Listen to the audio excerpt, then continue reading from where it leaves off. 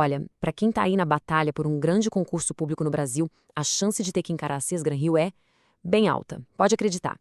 Ela é tipo a guardiã de algumas das vagas mais cobiçadas do serviço público. Então, o que a gente vai fazer aqui é mergulhar fundo para entender direitinho como essa banca funciona.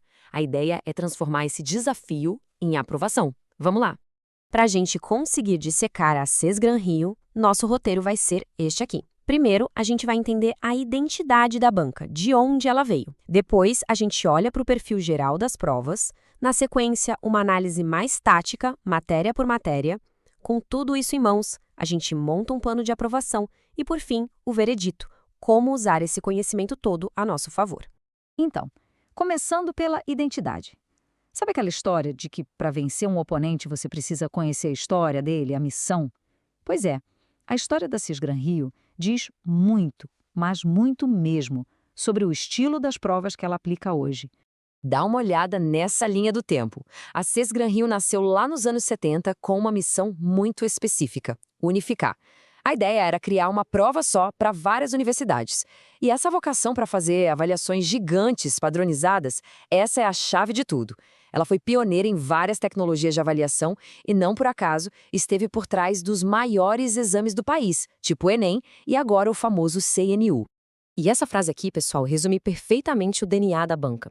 A ideia de equalizar oportunidades por meio de um processo unificado, isso influencia diretamente o tipo de prova que ela faz. Uma prova abrangente, padronizada e com o objetivo de cobrir o Brasil inteiro, tanto geograficamente quanto no conteúdo do edital. Certo. Agora que a gente já entendeu a origem, vamos para a parte que eu chamo de inteligência de prova. Quais são as características centrais de um exame da Sesgran-Rio? Pensa nisso aqui como uma planta baixa que revela como eles constroem as avaliações. Então, o legal desse slide é que ele é praticamente um manual. A Sesgran-Rio não é uma banca de grandes surpresas, sabe? As questões são diretas, curtinhas, geralmente com 2 ou 3 linhas. Múltipla escolha, sempre com 5 alternativas, de A a E. O nível de dificuldade é considerado médio. Mas agora vem 2 pontos que são cruciais. Ela cobra o edital inteiro, sem deixar nada de fora. E, o mais importante, ela tem um hábito muito forte de repetir ou adaptar questões de concursos que já passaram. Isso fica super claro quando a gente compara com outras gigantes, como a FGV ou o Sebrasp. Enquanto essas outras são conhecidas pela complexidade, por questões que misturam matérias, a Sesgran-Rio é mais previsível. E olha, no mundo dos concursos, ser previsível não é um defeito de jeito nenhum. É uma vantagem estratégica enorme para quem estuda do jeito certo. Beleza, vamos afunilar agora. Como é que esse perfil geral que a gente acabou de ver se aplica nas diferentes matérias? É aqui que a preparação fica, digamos, cirúrgica. Esse quadro aqui, gente, é ouro puro. Em português, pode esperar cobrança pesada em gramática normativa, sabe? Aquelas regrinhas de acentuação, regência, pontuação que muita gente esquece. Em direito, o foco é total na letra de lei, no texto seco mesmo. Em matemática e raciocínio lógico, se prepara para interpretar muito gráfico e tabela. E em informática, as questões são bem pé no chão, sobre o uso das ferramentas do dia a dia.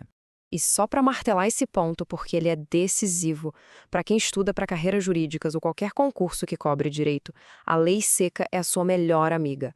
É muito mais jogo ler e reler o texto da lei do que se perder em livros e mais livros de doutrina para uma prosa da Sesgran-Rio. Fica a dica. Mas, atenção, nem tudo é tão quadradinho. Essa observação da professora Mara Kamissassa é muito importante. Apesar das questões serem objetivas, às vezes elas podem ter umas imprecisões técnicas. O que isso quer dizer na prática? Que em alguns momentos a sua estratégia vai ter que ser encontrar a alternativa menos errada. É preciso ter essa malícia, entender que a banca pode dar essas escorregadas. Chegamos na parte mais importante. Como é que a gente transforma essa análise toda num plano de ação prático? Vamos para o manual, o verdadeiro passo a passo para buscar essa aprovação. Então, o plano de ataque é simples e direto, igualzinho à banca. Passo 1, resolver o máximo de provas anteriores que conseguir. Sério, as questões se repetem. Passo 2, não pode negligenciar nenhuma parte do edital porque a cobertura é bem ampla. Passo 3, se tem direito na prova, o foco é total na lei seca. E o passo 4, se acostume com o estilo, com os enunciados curtos e com os elementos visuais. Bom, chegamos ao fim da nossa análise. Vamos agora juntar todas as peças e dar o veredito final sobre como encarar Access Gran Rio e, o mais importante, como transformar esse conhecimento numa vantagem competitiva de verdade. A grande mensagem é essa, pessoal. A Seis Gran Rio não é um bicho de 7 cabeças, muito pelo contrário. A consistência, o método dela, tudo isso a torna uma banca que pode ser decifrada. Aquilo que para alguns parece falta de criatividade, a previsibilidade, para o candidato estratégico é, na verdade, a principal arma. E claro, né? Conhecimento sem prática não leva à aprovação. Para treinar com o material certo, ou seja, com as provas que a própria banca já aplicou, a dica é entrar em contato com o pessoal da Foca na Vaga. Eles podem fornecer essas provas anteriores para você aplicar na prática tudo isso que a gente conversou aqui. É só chamar no WhatsApp, o link está aqui na descrição.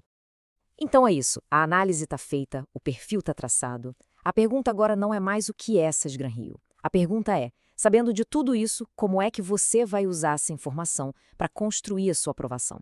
A vantagem, agora, está na mesa.